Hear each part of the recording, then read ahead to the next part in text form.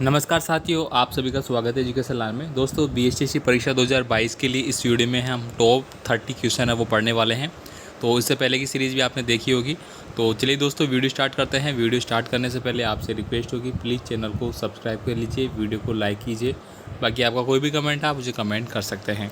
तो यहाँ पे देखिए, हम टॉप 30 क्वेश्चन इस वीडियो में देखने वाले हैं जो आपकी परीक्षाओं में ऑलरेडी पूछे जा चुके हैं और काफ़ी इंपॉर्टेंट भी है। यहाँ पे देखिए, फर्स्ट क्वेश्चन है, बीजक डूंगरी पर सर्वप्रथम अशोक के शिलालेख की किसने और कब खोज की।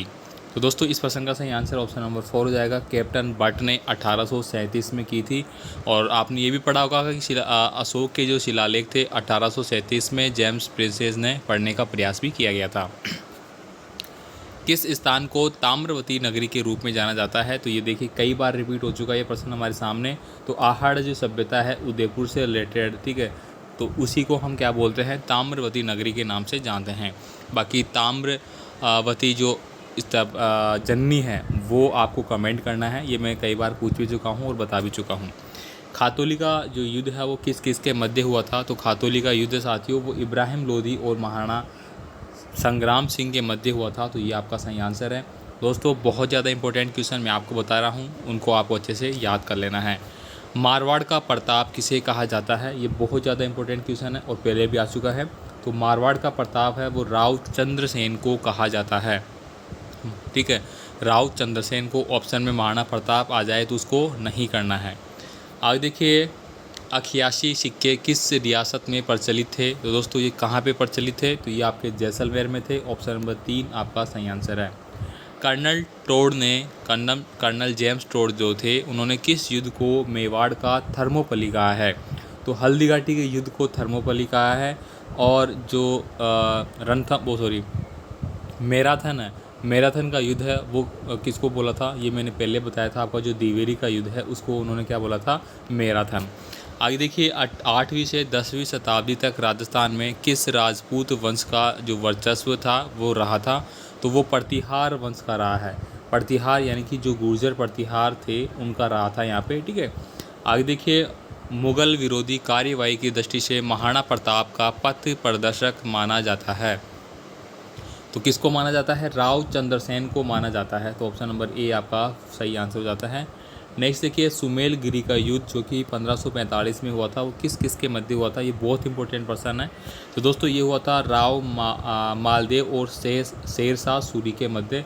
तो ऑप्शन नंबर 4 आपका सही आंसर है। यहाँ पे दोस्तों मैं फटाफट आपको इसलिए बता रहा हूँ कि आपके पास समय कम है, तो आपको बहुत सारे सब्जेक्ट पढ़ने हैं अलग अलग, इसलिए आप सभी स्टेप बाय स्टेप थोड़ा थोड़ा देख लीजिए वीडियो को, ताकि आपको काफ़ी क्वेश्चन है वो क्लियर हो जाएंगे। रणथंबोर के दुर्ग का जो पतन है वो कब हो गया था। तो 11 जुलाई 1301 में हो गया था। सबसे पहले दोस्तों मैंने पूछा भी था पोस्ट के माध्यम से भी कि जो राजस्थान में जौहर हुआ था सबसे पहले कहाँ पे हुआ था। तो रणथंबोर सही आंसर था जो भी दिया था। उसके बाद फिर आपका नेक्स्ट आता है दूसरा वाला।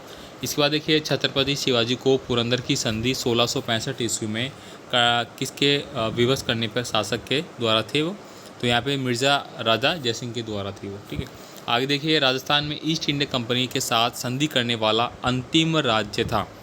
अंतिम राज्य कौन सा था। तो दोस्तों, वो था आपका सिरोही राज्य, अंतिम रूप से जिन्होंने ईस्ट इंडिया कंपनी के साथ संधि की थी।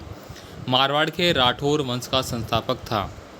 तो मारवाड़ में राठौर वंश का जो संस्थापक था वो राव सिंहा को जाना जाता है। ये प्रश्न हमने ऑलरेडी पढ़ रखा है। आगे देखिए, आगे का क्वेश्चन आपको आता है, राजस्थान में मुस्लिम सत्ता के प्रसार के लिए सर्वाधिक श्रेय है वो किसको दिया जाता है। तो वो दिया जाता है दोस्तों अलाउद्दीन खिलजी को। अगर राजस्थान में मुस्लिम जो संप्रदाय था उसका जो विकास यहाँ पे किया गया तो वो किसके द्वारा, अलाउद्दीन खिलजी के द्वारा। अकबर का नवरत्न जिसने बंगाल, उड़ीसा और बिहार में अफगानों का विद्रोह दबाने में अहम भूमिका निभाई, तो वो राजा मान सिंह थे। अगर दोस्तों उड़ीसा, बंगाल ये नाम आते ही आप समझ जाना राजा मान सिंह की बात हो रही है। ठीक है, जिन्होंने वेधशालाओं का निर्माण भी करवाया था। आगे देखिए, आहड़ सभ्यता के लोग किस खाद्य पदार्थ से अच्छी प्रकार से परिचित थे। तो दोस्तों, वो चावल से अच्छी प्रकार से परिचित थे। आहड़ सभ्यता की बात कर रहा हूँ मैं। आहड़ से वो उदयपुर से रिलेटेड है। आगे देखिए, गणेश्वर सभ्यता का संबंध किस नदी से है। तो कातली नदी से है। दोस्तों, पिछले वीडियो में मैंने आपको बताया था, गणेश्वर सभ्यता की जब बात आई थी तो मैंने बताया था कि कातली नदी इसका सही आंसर होगा। ठीक है, तो ये इंपॉर्टेंट है बहुत ज़्यादा। विदेशी यात्री को यात्रियों का राजकुमार, नीति का पीड़ित और शाक्य मुनि कहा जाता है? तो हेनसांग को कहा जाता है। यात्रियों का राजकुमार के नाम से आते ही आपको क्या करना है? हेनसांग लगाना है। महाराणा प्रताप को अपनी संपत्ति किस सरदार ने भेंट की? तो दोस्तों वह की थी भामाशाह ने। ठीक है, किस सरदार ने की थी? भामाशाह ने की थी। आगे देखिए, निम्न में से कौन सा त्रिपद है वो सही दिया गया है? यहाँ पे देखिए, जयपुर, हवा महल, सूरजमहल। तो सूरजमहल जाट दोस्तों भरतपुर से रिलेटेड है, तो ये तो आपका गलत हो जाता है। आगे देखिए, जोधा, मेहरानगढ़, जोधपुर। तो मेहरानगढ़ जोधपुर में है, जोधपुर की स्थापना राव जोधा ने की थी, तो ये सही बैठ रहा है। अलवर, सिल्लीसेड, हेमावास, तो ये भी गलत। बीकानेर, गजनेर, सांबर, तो ये भी गलत।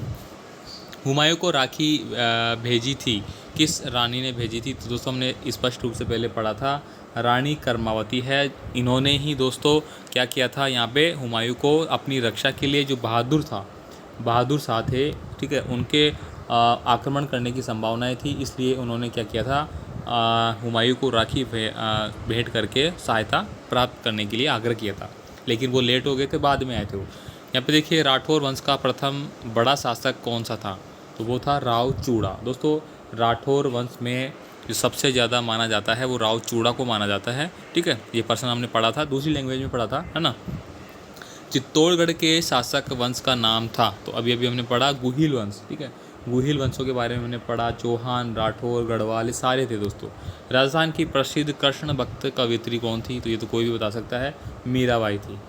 इसके बाद देखिए, जयपुर राज्य ने अंग्रेज़ों से जो समझौता है वो कब किया था? तो 1803 में किया था। ठीक है, कब किया था? 1803 में। नेक्स्ट देखिए, अपने पुत्र सलीम के जन्म पर पैदल चलकर किस पीर के यहाँ मुग़ल बादशाह आए थे?